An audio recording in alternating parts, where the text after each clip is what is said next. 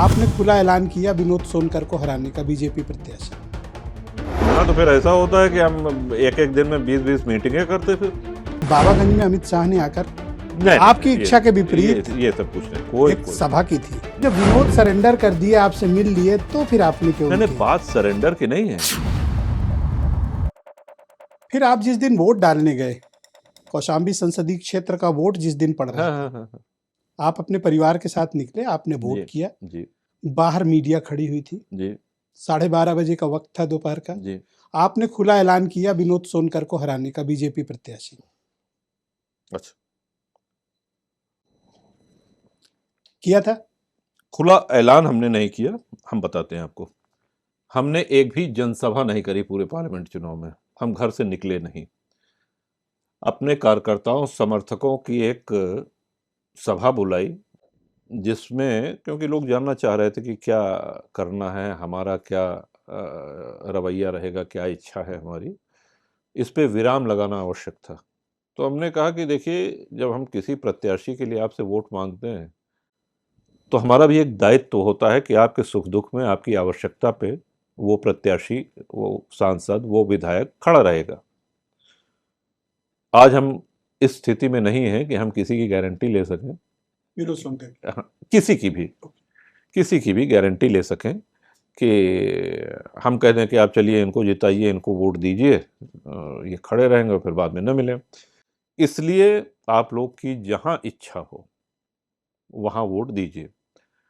अच्छा, दूसरी बात, अधिकारियों से लेकर, पत्रकारों से लेकर के, और जितने भाजपा ने सर्वे कराए, और आप भी इससे सहमत हो गए, और हम देखिए मुस्कुराहट आपके चेहरे पे आ गई है, क्योंकि हमारी आपकी बात हुई है, और आपने भी कहा हमारा कि भी संसदीय क्षेत्र है। एग्जैक्टली, आपने खुल के कहा है कि भाई ये कतई नहीं जीत सकता है आदमी, और उसी लोकसभा क्षेत्र के आप भी और हम भी दोनों लोग रहने वाले हैं। तो जो परिस्थितियां थी उससे आप अवगत है कि देखिए, कई बार एक सिटिंग एमपी या एमएलए की एंटी इनकम्बेंसी इतनी ज्यादा हो जाती है कि उस पार्टी की लोकप्रियता उसके आगे निष्प्रभावी हो जाती है।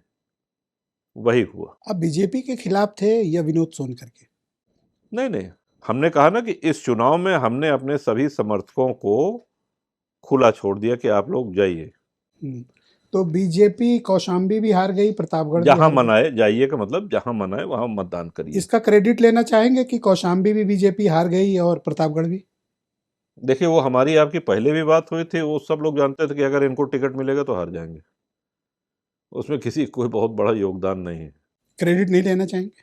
नहीं, कोई क्रेडिट नहीं लेना चाहेंगे। लेकिन आप बताइए, आम जनमानस, गांव गिराव के लोग, आपके गांव दारानगर के लोग क्या यही तो कह रहे थे? मतलब ये भी हाँ, तो क्षेत्र से आवाज तो थी, यही थी, खुली आवाज थी। खुली आवाज थी। स्पष्ट था ना कि भाजपा किसी को भी टिकट दे दे, भाजपा का पलड़ा मजबूत है, लेकिन इस प्रत्याशी के खिलाफ एंटी इनकम्बेंसी। अब आपने कहा कि मतदान के बाद आपने खुला ऐलान नहीं किया। हमने ये कहा था कि मौजूदा सांसद के खिलाफ एंटी इनकम्बेंसी के कारण। तो राजा भैया, और क्या मतलब होता है किसी के तो खिलाफत जो करने सच्चाई का? है वही हमने कहा, हम उसको डिनाई कहाँ कर रहे हैं। नहीं, खुला खुला खुला कहा ऐलान आपने? जो ये जो खुला ही होता है, हमको, और कितना खुलना होता है? नहीं, हमने खुलना तो फिर ऐसा होता है कि हम एक एक दिन में 20-20 मीटिंगें करते, फिर पूरे कार्यकर्ताओं को एकदम मोबिलाइज कर देते। तब ये अंतर बढ़ के अब और ज्यादा हो जाता है, कितना? बहुत ज्यादा हो जाता है। आप जानते हैं, आपके बगल की बात है। लोग कहते हैं कि आपने बदला लिया है, क्योंकि बाबागंज में अमित शाह ने आकर नहीं आपकी इच्छा के ये विपरीत ये सब कुछ नहीं, कोई एक कोई सभा की थी। नहीं। जब आप मिलकर बंगलुरु से आए थे, तो उनको बाबागंज में सभा करने की क्या आवश्यकता थी? नहीं, देखिए, वो बात हर्ट तो की होगी। नहीं, अमित शाह जी से जो हमारी वार्ता हुई वो बंद कमरे की, जैसा कि हमने पहले कहा कि बड़ी अच्छी वार्ता मैं हुई, जानना नंबर नहीं एक। चाहता, आप अच्छा, नहीं हाँ। बताना चाहते, वो विषय और नहीं। दूसरा, बाबागंज में सभा हुई तो बिल्कुल करेंगे भाई। लोकसभा हो, विधानसभा, सीनियर लीडर्स आते हैं, केंद्रीय मंत्रीगण आते हैं, बड़े नेता आते हैं, पार्टी के अध्यक्ष आते हैं, अपने प्रत्याशी के पक्ष में मीटिंगें करते हैं। इसमें गलत क्या है? बुरा नहीं लगा? क्यों बुरा लगेगा? आपके क्षेत्र में पहुंच के कोई ललकार रहा है आपको, नहीं, अरे तो किसको ललकार रहा है? और आप मंच पे हमको नहीं थे। थोड़ी ललकार रहे हैं। आप मंच पे नहीं थे।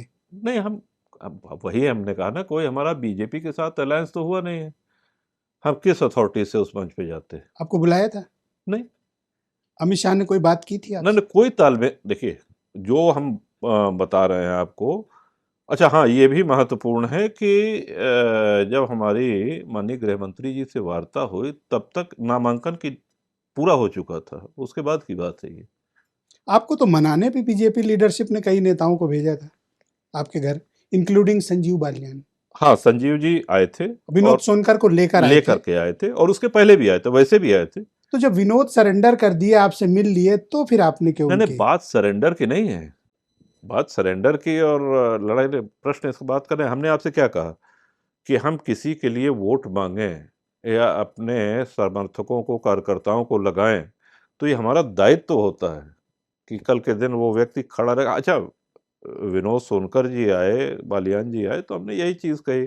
हम कहा देखिए, एक तो बहुत देर हो चुकी है।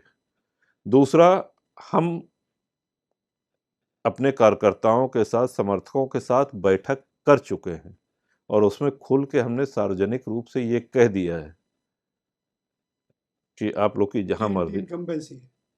नहीं, हमने ये कहा आपकी जहाँ मर्ज़ी वहाँ वोट दो। आज जो ऐसे लोग जो 24 घंटा हमारे चुनाव में मेहनत करते हैं, दिन-रात एक कर देते हैं, उसमें से बहुत से लोग हैं जिन्होंने विनोद सोनकर को या भारतीय जनता पार्टी को वोट दिया है, बहुत से लोग हैं जिन्होंने सपा को वोट दिया है।